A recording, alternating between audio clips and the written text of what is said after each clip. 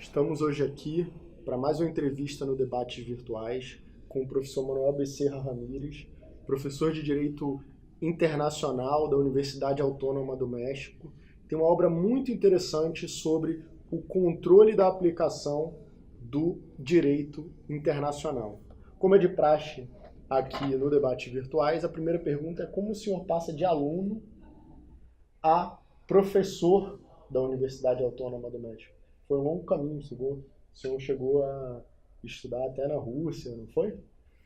Sí, no es tan simple de alumno a investigador, porque primero, después de ser alumno de la Facultad de Derecho, yo fui un joven practicante del derecho, tanto a nivel de gobierno. Yo trabajaba en aeropuertos y servicios auxiliares, como también en la iniciativa privada.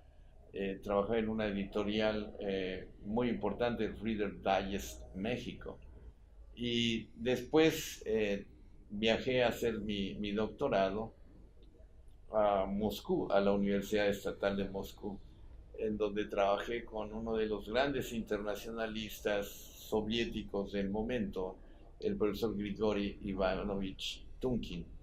Después de 5 años de vivir en el frío, en Moscú, me regresé a mi país e ingresé al Instituto de Investigaciones Jurídicas.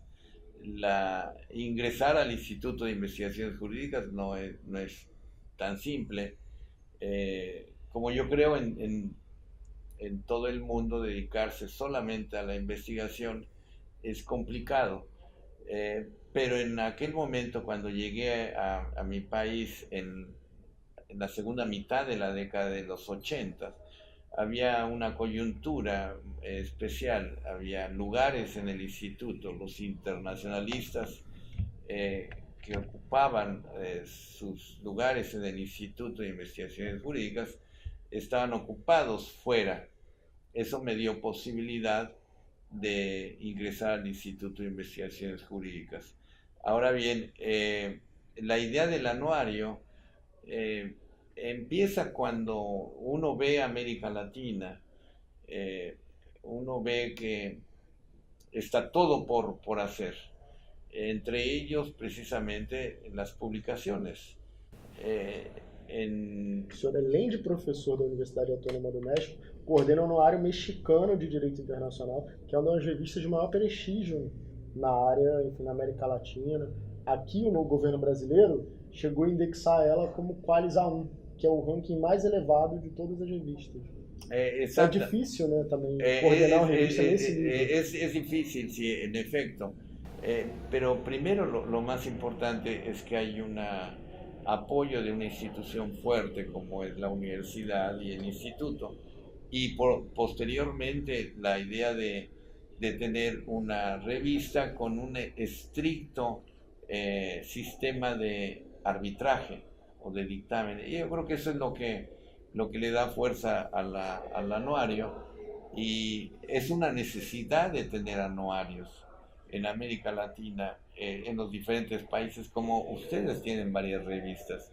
En México, el único antecedente que existía sobre una revista de Derecho Internacional data de la década de los 20 del siglo pasado, es decir, y duró muy poco tiempo. Entonces había un vacío que era necesario llenar. Mi propuesta inicial no fue un anuario, sino fue una revista de Derecho Internacional, como las revistas que existen en todo el mundo. En Estados Unidos, países desarrollados, existen más de una revista. En las diferentes universidades existe una revista de Derecho Internacional. En México no había ni siquiera una. La coyuntura hizo que fuera un anuario de Derecho Internacional, no una revista, pero en principio es suficiente. Y bueno, ya son casi 20 años del anuario y tiene un gran prestigio, precisamente por la gente que escribe y la gente que realiza el dictamen. Uno simplemente lo que hace es encauzar una gran cantidad de actividad y de esfuerzos. Uno solamente encausa, pero hay mucha gente que trabaja alrededor del anuario. A própria professora Mônica Nuno. Por ejemplo, Eu tenho acompanhado muito trabalho de vocês. por ejemplo, Mónica Nuño, que es la secretaria técnica de la revista. Ella sabe muchísimo de cuestiones técnicas que en este momento se requieren para la revista, porque hay toda una revolución tecnológica alrededor de las publicaciones científicas que tienen que ver con su posicionamiento en la red, su diseminación, la adición de tecnología en cada uno de los artículos, que son fundamentales. Entonces, es una labor importante de Mónica Nuño, pero anteriormente de Javier Ramírez y de muchos jóvenes que han pasado y en forma temporal, afortunadamente, porque después van muy bien preparados a estudiar al extranjero o ya son profesionistas, profesores de Derecho Internacional, o bien diplomáticos. Han pasado por el anuario. El anuario al mismo tiempo es una escuela para muchos jóvenes. Eu utilizei muito na minha tese, foi muito útil, tem artigos realmente muito bons. E passando especificamente para o seu livro, que hoje a gente vai discutir, mais cedo você falava no curso da UEA, enfim, organizado pelo Jaime Moreno, pelo Dante, também pela Amélia, você falava das fontes de direito internacional. Então, foi bom ter essa oportunidade de ter o senhor aqui na Faculdade Nacional de Direito da UFRJ, porque o senhor pode falar também de um outro livro que eu acho muito interessante, que é o controle da aplicação do direito internacional. E aí, eu vou fazer uma pergunta sobre o início, outra no meio e outra sobre o final. No início, o senhor trabalha com duas premissas muito importantes, que é uma ideia de um Estado de direito internacional e uma ideia de uma ordem pública internacional, onde o controle é um elemento essencial dessas duas categorias. Eu gostaria de ouvir o senhor falar um pouquinho mais dessas categorias e do lugar do controle. Bueno, en principio el derecho internacional es un sistema jurídico específico que, como sabemos, es un sistema de carácter descentralizado. Hay una evolución del derecho internacional. Yo creo que en los últimos años, en el siglo pasado, lo podemos ver claramente. Después de la Guerra Fría empieza una evolución bastante interesante del derecho internacional en términos de su estructura, en varias direcciones.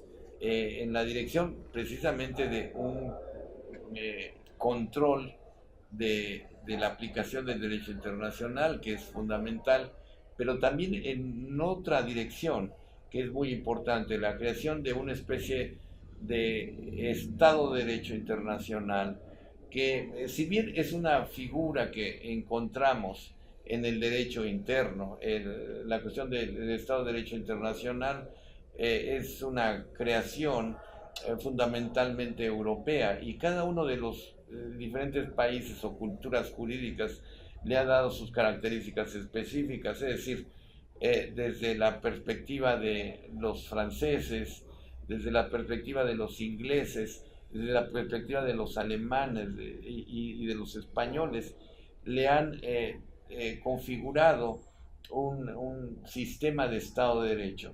Sistema de Estado de Derecho que está caracterizado en algunos casos, como en el sistema anglosajón, donde lo más importante es la aplicación estricta de la legalidad. Pero hay otros sistemas en donde ese sistema de aplicación se compone de una división de poderes y un sistema de pesos y contrapesos, de equilibrios de poderes.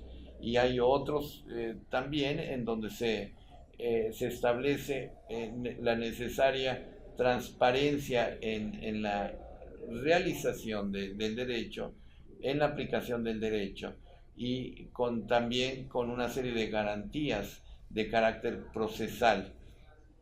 Ese sistema de Estado de Derecho que tiene su nacimiento en los países europeos, después se está reflejando en este momento en el derecho internacional. Precisamente en el año 2006, el secretario general de Naciones Unidas, en aquel tiempo Kofi Annan, estableció o lanzó la iniciativa de la creación de un Estado de Derecho internacional. Por supuesto, esta es una iniciativa de carácter política en donde diferentes juristas internacionalistas empezamos a trabajar sobre ese tema. Es decir, hay algunos elementos del derecho internacional que nos llevarían hacia la creación de un Estado de Derecho internacional. Esto no significa que en este momento tengamos la existencia de un Estado de Derecho internacional, pero sí tenemos de alguna manera visos o pruebas de que el derecho internacional evoluciona hacia esa dirección, hacia la creación de un sistema de pesos y contrapesos, por ejemplo. Y eso se muestra en una discusión que es bastante intensa, por ejemplo, sobre las funciones del Consejo de Seguridad de Naciones Unidas. El Consejo de Seguridad de Naciones Unidas, desde la perspectiva de una gran parte de la doctrina de derecho internacional, consideran que está actuando ultra vires, es decir, más allá de sus funciones. Eso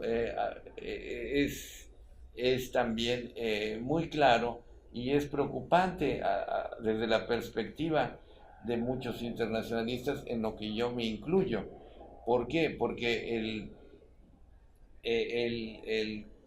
el sistema de la Organización de Naciones Unidas y concretamente del Consejo de Seguridad es un sistema que fue creado en 1945.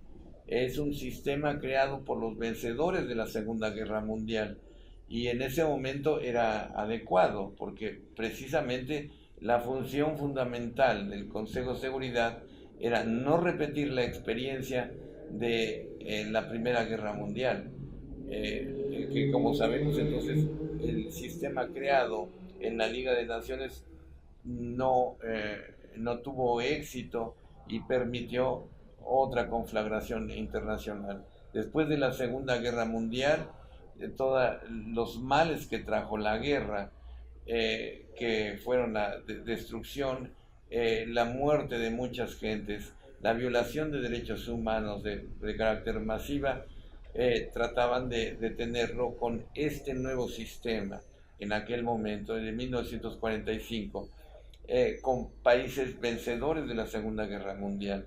Pero en este momento, después de la Guerra Fría, esos instrumentos y ese esquema jurídico internacional ha pasado definitivamente a ser una organización bastante ya pasada no solamente de moda, sino no adecuada con los momentos actuales, en donde definitivamente las potencias vencedoras de la Segunda Mundial no son en ese momento potencias.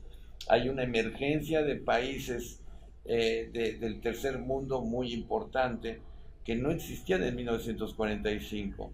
Hay nuevos problemas en el mundo que no son los problemas de la Segunda Guerra Mundial. Fundamentalmente hay a nivel internacional, hay un desequilibrio de carácter económico entre las potencias o medias potencias y las que no lo son. Entonces se necesita un nuevo marco, un marco jurídico internacional.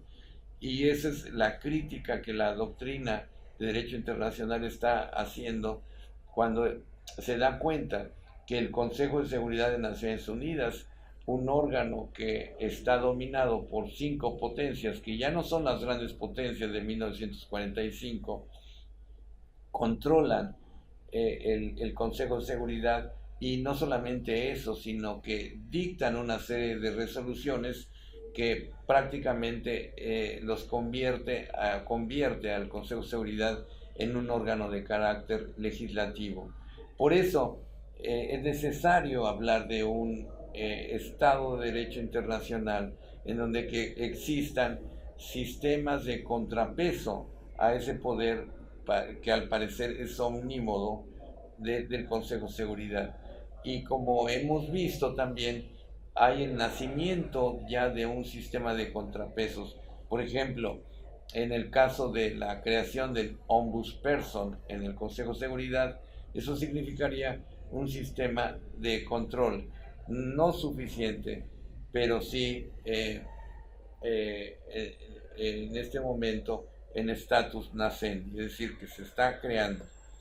Ahora bien, el, el concepto de Estado de Derecho internacional, insisto, no es que hemos llegado a un Estado de Derecho internacional, pero sí sus categorías nos sirven para analizar la realidad internacional. Nos sirven como un elemento de análisis y de crítica de lo que existe actualmente en las relaciones internacionales.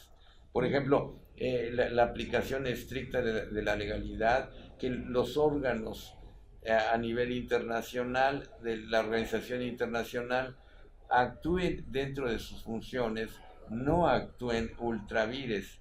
Ese tipo de elementos los podemos observar si tomamos como parámetro precisamente el concepto de Estado de Derecho, en este caso internacional. Então, esse conceito de Estado internacional tem uma dimensão que é teórica, é prescritiva, enfim, de ter regras prévias e também controle da aplicação dessas regras, mas acredito que tem uma parte que é descritiva, que é analítica, como você falou. Quer dizer, ele sublinha dentro desse contexto do pós-guerra a emergência dessa nova ordem pública internacional, onde o controle dessas normas, e não só a previsão em abstrata delas, me parece ser o diferencial que o senhor traça na sua obra. E, quer dizer, o controle não é só controle de convencionalidade, é muito mais amplo que isso, está previsto em uma série de convenções, e esse é o componente distintivo dessa nova ordem pública, o elemento controle, que o senhor trabalha. ¿Se podría falar un poco más? Sí, sí, claro. Dentro del concepto de Estado de Derecho Internacional, podemos visualizar ya en formación también, y me parece que es muy, muy actual, muy real, dos conceptos. Uno, como usted lo mencionaba, el concepto de un orden público internacional. Ese orden público internacional y por otra parte el control de la aplicación del derecho internacional. Pero hablando del orden público internacional, el orden público internacional es, digamos, como un segundo piso normativo con normas que son los límites definitivamente a la actuación y a la voluntad de los sujetos de derecho internacional. Son límites que tienen. Esos límites están dados por normas de derechos humanos, normas de derecho humanitario internacional, normas de derecho penal internacional y principios de derecho internacional. ¿Por qué hablamos de este orden público internacional? ¿Por qué hablamos que esas normas son diferentes a las demás? Hablamos de orden público internacional porque esas normas están regidos por principios muy concretos que los hacen diferentes. Por ejemplo, muchas de esas normas son normas imperativas internacionales, es decir, normas de jus cogens internacional. Por otra parte, se aplican erga omnes. Por otra parte, tienen características que las hacen diferentes. Por ejemplo, en el derecho convencional los hacen diferentes a los tratados en materia, por ejemplo, comercial. No es posible hablar en derechos, en los tratados en materia de derechos humanos, no es posible hablar de una relación de me das y te doy en una negociación internacional. En materia de derechos humanos, no está la característica de sinalagmático. En materia de derechos humanos se establecen solamente obligaciones para el Estado y derechos para los individuos. Eso hace diferente a la norma. Y otra cuestión es que se aplican una serie de principios que no tiene el derecho internacional común. Por ejemplo, el carácter en materia de derechos humanos, que son imprescriptibles muchas de sus normas. Por otra parte, esas normas están regidas por el principio de universalidad, de interdependencia entre las diferentes, tienen además un carácter progresivo. En fin, son principios que no se aplican a todo el derecho, se aplican solamente a ese tipo de normas. Si uno analiza, por ejemplo, algunas disposiciones en materia de derecho de los tratados, uno se dará cuenta que cuando se habla, por ejemplo, de terminación de los tratados, se puede aplicar en términos generales normas específicas de terminación de los tratados, pero los tratados en materia de derecho humanitario internacional no se terminan. Es decir, tienen normas específicas, se regulan inclusive por fuentes específicas. Eso es un orden público internacional. Si lo entendemos así, entonces los estados deben de ser muy cuidadosos en no violar el orden público internacional, no solamente en su aceptación de la normatividad internacional, sino también en la práctica interna. ¿Por qué? Porque es eso, porque es una norma de orden público internacional. Esa es una cuestión. Ahora, lo que se me pregunta también en materia de control, el control es un concepto ya muy antiguo que viene desde el siglo XIX. En los tratados internacionales de aquel momento se establecían sistemas de control de aplicación de la norma convencional internacional. ¿Y eso por qué? Porque sabemos que el sistema jurídico internacional es un sistema descentralizado. Entonces tiene que apoyarse en la fuerza del Estado para aplicar sus decisiones. Es decir, el sistema de control permite crear órganos que controlan la aplicación de los tratados internacionales, o bien permite la existencia de órganos exteriores que se dediquen al control de la aplicación del derecho internacional. Eso es muy frecuente en materia de derechos humanos, donde hay órganos externos, por ejemplo, el caso de Naciones Unidas, que tiene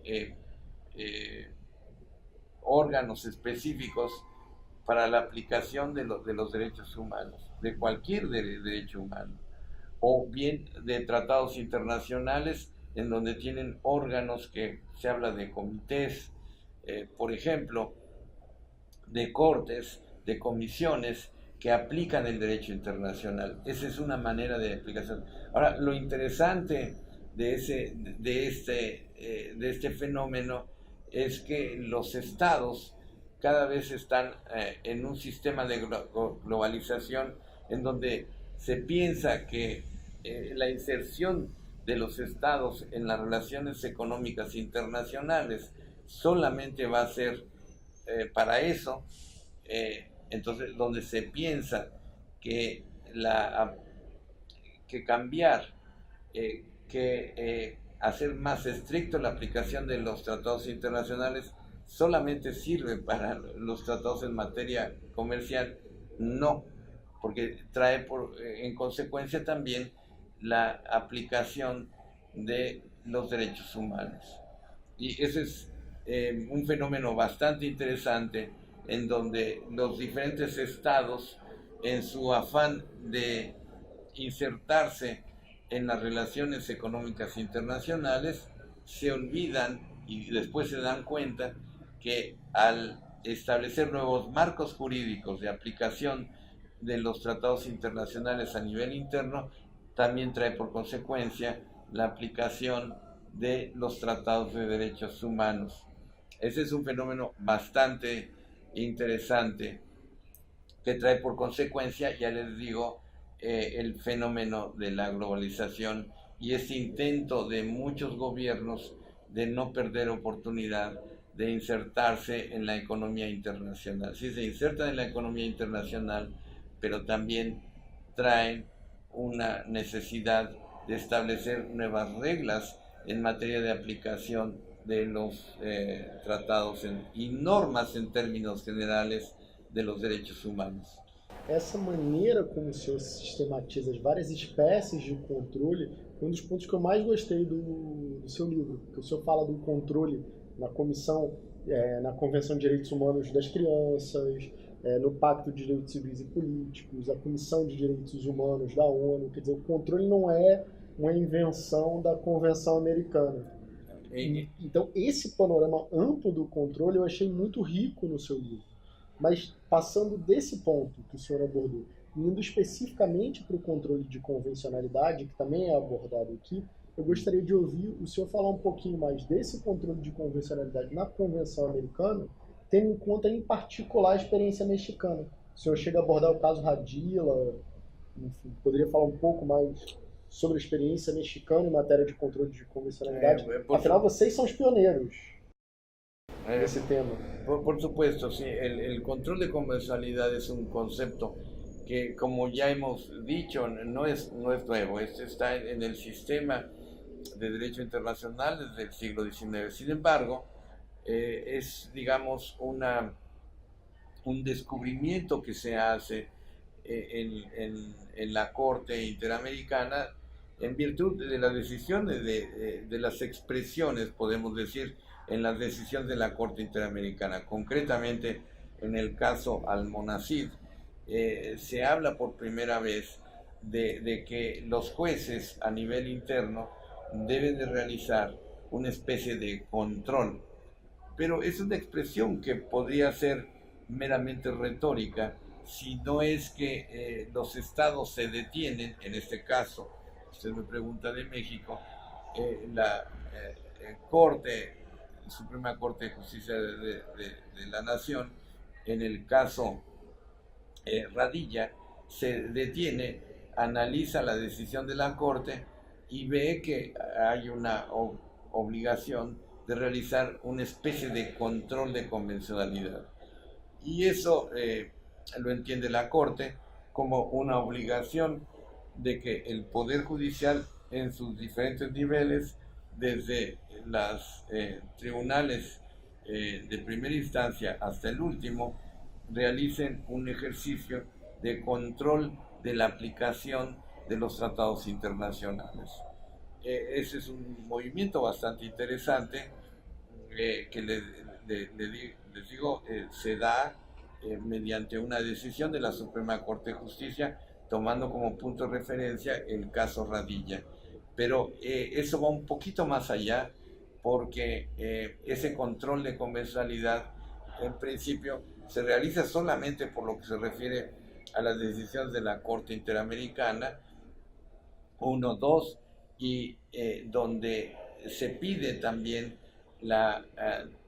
en principio tomar en cuenta las decisiones de la Corte como elemento orientador en las decisiones, pero posteriormente el tribunal en otras jurisprudencias cambia y dice: todas las decisiones de la Corte Interamericana de Derechos Humanos deben ser tomadas en cuenta en las sentencias que dicte la judicatura mexicana, lo cual desde mi punto de vista puede ser un exceso, porque si volvemos otra vez al concepto de Estado de Derecho Internacional, vemos que a nivel internacional, a nivel de Corte Interamericana, muchas veces puede existir un déficit en ese sistema de balance.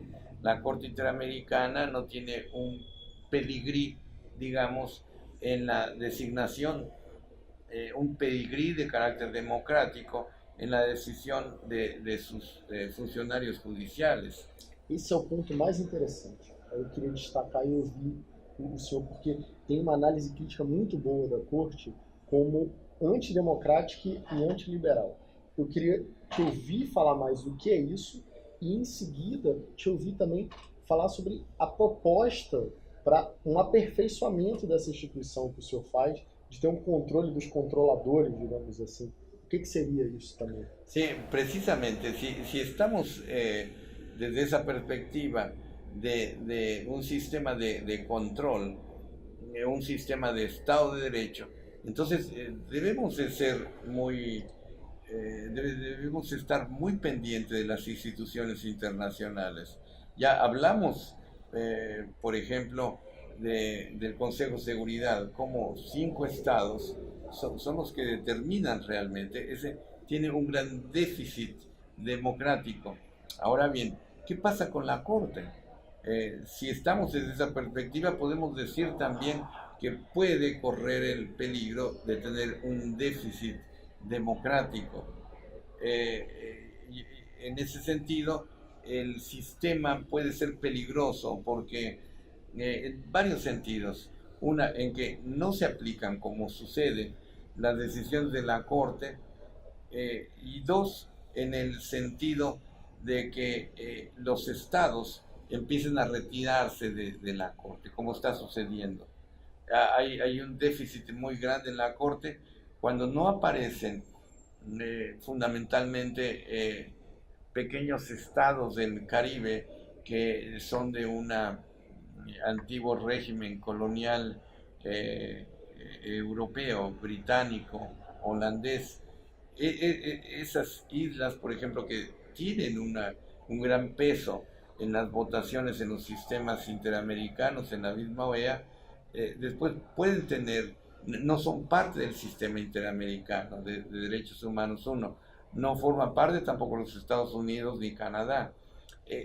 Si se retiran los demás estados por ver un déficit democrático, entonces realmente se pone en peligro el sistema interamericano. Y no quiero con esto decir que hay que atacar el sistema interamericano, sino al contrario, hay que fortalecerlo, hacerlo más democrático y más de acuerdo con ese Estado de Derecho Internacional. Esa es la idea. Es decir, por ejemplo, la Corte Interamericana de Derechos Humanos, cuando dicta una decisión, no hay posibilidad, dos cuestiones, de recurrirla, porque no existe un sistema de recursos, y por otra parte, no existe posibilidad de cumplirlo forzosamente, que eso es muy importante. ¿Cómo ya dije anteriormente que hay un déficit muy grande en la aplicación de las sentencias? No solamente es cuestión de dictar sentencias, que parecen bastante progresistas y lujosas, si no se tiene una aplicación de esas sentencias. Y ahí es donde el sistema definitivamente crea un déficit muy grande. En ese sentido, hay que observar el fenómeno y hay que establecer medidas, o hay que proponer medidas para su mejor funcionamiento y su renovación en dado caso. E o senhor chega a propor uma sala especial, né? Podría ser como existe en otras cortes, por ejemplo, una corte de apelación así, y tomando en cuenta que esas sentencias definitivas son ejecutivas automáticamente.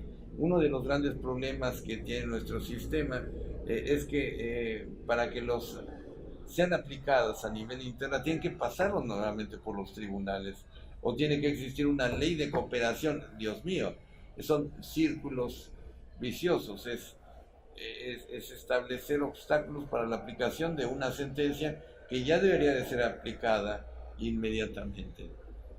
Pero esos son conceptos que se tienen que modificar en una idea de fortalecer el sistema. Otra es definitivamente no violar los derechos humanos a nivel interno, o que la violación de los derechos humanos sea una mera excepción, no sea una regla como existe en este momento, ¿no? Hay una violación flagrante de derechos humanos y, y un juicio de ese tipo dura 9 años, 9 años litigando. ¿Cuántos años se llevó el caso Radilla en las Cortes? 9 años. Eso significa que ya quien conoce de la sentencia precisamente no son ni siquiera la primera generación, sino la segunda generación, y luego otros años también incumplir la sentencia. Eso me parece que es otra violación de derechos humanos. Entonces, hay que reflexionar sobre eso. No hay que decir, estamos en un mundo fantástico en donde los derechos humanos tienen sistemas de juzgamiento, cuando no es así. E, não, com certeza, e, por exemplo, o caso Urso Branco, aqui só na corte, que é o caso Urso Branco versus Brasil de violação de direitos de pessoas privadas de liberdade, levou mais de 10 anos. Então esse é um problema também, a demora, né, como violação de direitos. Mas caminhando para o fim da nossa entrevista, eu queria saber se teve alguma pergunta que eu não fiz, que o senhor gostaria que eu tivesse feito. Como a gente tem um espaço no YouTube livre, devolvo a pergunta ao senhor. O senhor gostaria que eu tivesse feito alguma pergunta ao senhor sobre suas obras ou algum conselho a jovens internacionalistas? ¿Para mí o Sim, para...? para você. Para mí. Que pergunta o Bueno, senhor faria para yo si próprio? me haría, bueno, es interesante a mí me gustaría que me preguntaran qué es lo que falta en América Latina. O que falta na América Latina? En principio me gustaría que me preguntaran, pero yo no contestaría, no. Me parece que en materia de derecho internacional falta mucho, falta escuelas especializadas en derecho internacional desde una perspectiva latinoamericana. Vamos a ver, Siddhartha quiere estudiar una maestría, un doctorado en derecho internacional. ¿A dónde iría? Na América Latina? No. No Brasil? No. ¿Dónde quiere estudiar el doctorado Siddhartha en Derecho Internacional? Como el profesor Antonio Cansado Trinitaci, puede ser en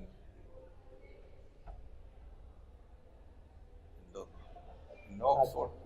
Aqui no Brasil, temos doutorado de internacional na UERJ, na UF tem uma linha interessante. ¿A dónde le gustaría ir? Eu? Na Universidade Autônoma do México, seria interessante. No Instituto Interamericano de Direitos Humanos na Costa Rica, na Universidade de Buenos Aires. El doctorado existe en Costa Rica. Primero, no existe el doctorado específicamente en Derecho Internacional. Tem cursos, né? Bueno, mi idea es esta. Mi idea es que los internacionalistas, y bueno, yo soy el caso, que para estudiar Derecho Internacional hay que ir a Europa, que a las grandes universidades, como lo dice el profesor Cansado Trinidad, a Cambridge, a Oxford, a Harvard, a la Sorbona, a la escuela italiana, bueno, sé. Lo que necesitamos a nivel latinoamericano es precisamente fortalecer la educación en Derecho Internacional público con escuelas propias. Yo creo que aprendiendo el portugués y aprendiendo el inglés y el francés, yo creo que, digamos, francés, portugués e inglés y por supuesto español sería básico en América Latina, en la enseñanza del derecho internacional. Ese es un déficit que también hay en el continente. Cuando los estados litigan en la Corte Internacional de Justicia, por supuesto tiene que ser en inglés y en francés. Pero ¿a quién contratan? No van a contratar a Siddhartha, creo. Van a contratar al profesor Wood. al profesor, puede ser al profesor Talmont, al profesor Nolte. Es decir, se contrata a los europeos. ¿Por qué es eso? ¿Por qué no se contrata a los profesores latinoamericanos? Porque no conocemos el sistema, porque no somos muy lentos. ¿Por qué? Yo creo que hay que fortalecer el sistema de enseñanza de derecho internacional en nuestro continente y en ese sentido ser autosuficientes en la práctica internacional. Plenamente de acordo. Acho que precisamos construir essa escola latino-americana cada vez mais, enfim, o professor Gonçalo Trindade, o senhor, tantos outros, Leopoldo Zé, o professor Eduardo Val falava mais cedo, enfim, temos a série toda. Queria agradecer muito ao senhor por vir até o FRJ participar do debate virtual. Quero dizer que o senhor tem um parceiro acadêmico aqui no Rio de Janeiro. Se eu precisar, a Universidade Federal do Rio de Janeiro terá sempre portas abertas e, enfim, uma universidade que dialoga com o Federal Fluminense, o professor Eduardo Val, a Universidade do Estado do Rio de Janeiro, o professor Paulo Emílio. Então, o senhor seja sempre bem-vindo e não deixem de ler o livro. Quer dizer, o livro pode ser encontrado também em formato digital no próprio site da UNAM para baixar gratuitamente. Então, que a palestra sirva e a entrevista sirvam como um pontapé inicial para a leitura, para aprofundar e criar esses conhecimentos em direito internacional. Muito obrigado, professor. Es un placer estar con ustedes y muito obrigado. Seja sempre bem-vindo. Muito obrigado.